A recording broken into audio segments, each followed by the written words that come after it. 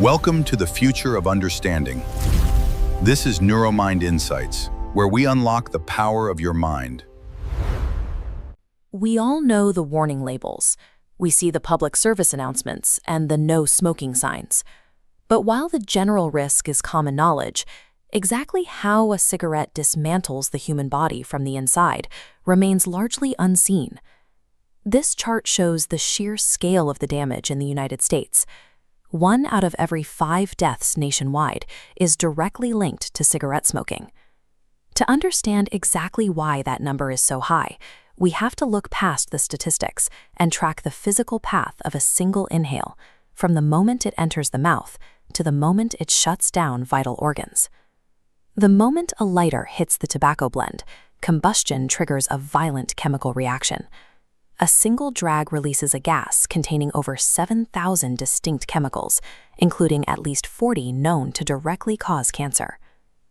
To supply this chemical payload, the source plant, Nicotine tabacum, is cultivated and processed on a massive scale before it ever reaches a consumer's lips.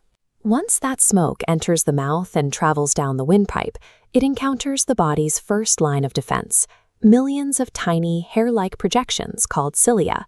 These line the lower airway and constantly beat back and forth to sweep debris and bacteria out of your lungs. But the smoke carries a sticky brown residue called tar, along with a poisonous gas known as hydrogen cyanide. Working together, these compounds coat the airway and physically paralyze the cilia, freezing them in place. With the sweeping motion stopped, the defense grid collapses.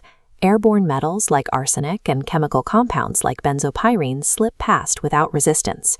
Disabling this primary defense system clears the way. The toxic gas now has a completely unobstructed path to the deepest, most delicate structures of the human lung.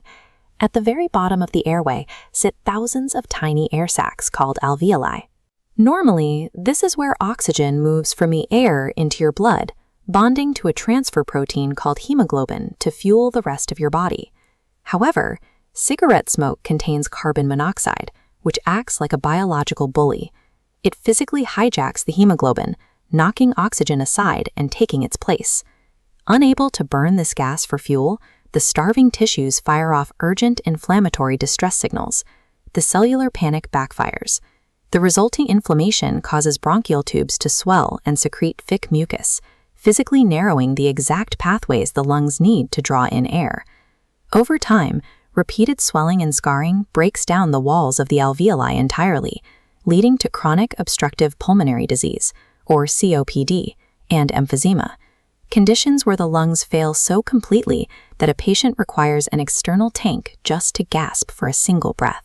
The respiratory system's desperate attempt to protect itself from oxygen starvation ultimately destroys the physical tissue required to breathe. But the damage isn't contained to the chest cavity. The remaining chemicals in the smoke cross through the damaged alveoli directly into the bloodstream, weaponizing the body's own distribution network. Traveling along this arterial highway, highly reactive oxidizing chemicals act like sandpaper. They scrape and inflame the inner linings of the blood vessels themselves. This constant injury allows fatty deposits to accumulate at the wound sites.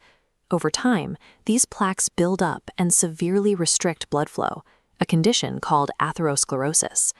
If these blockages cut off oxygen to the heart or the brain, the tissue dies, resulting in a heart attack or a stroke.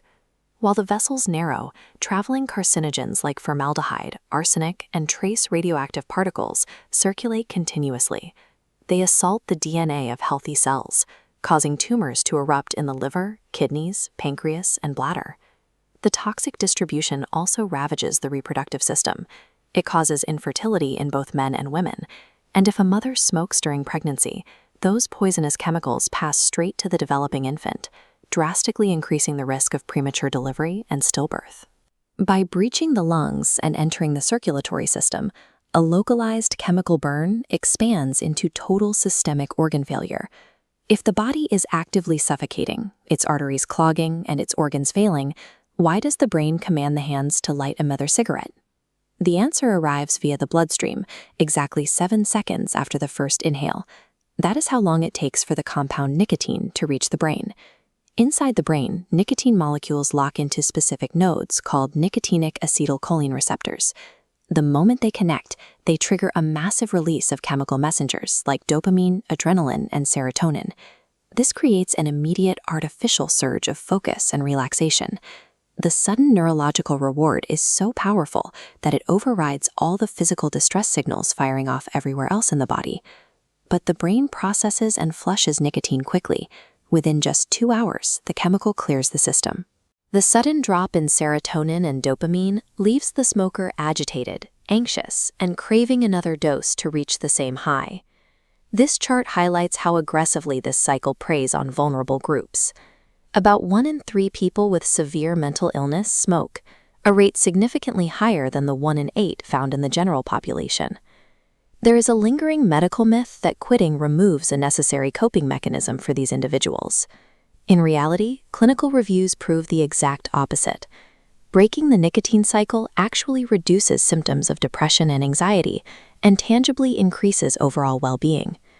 Once the smoking stops, the body begins repairing the damage almost immediately.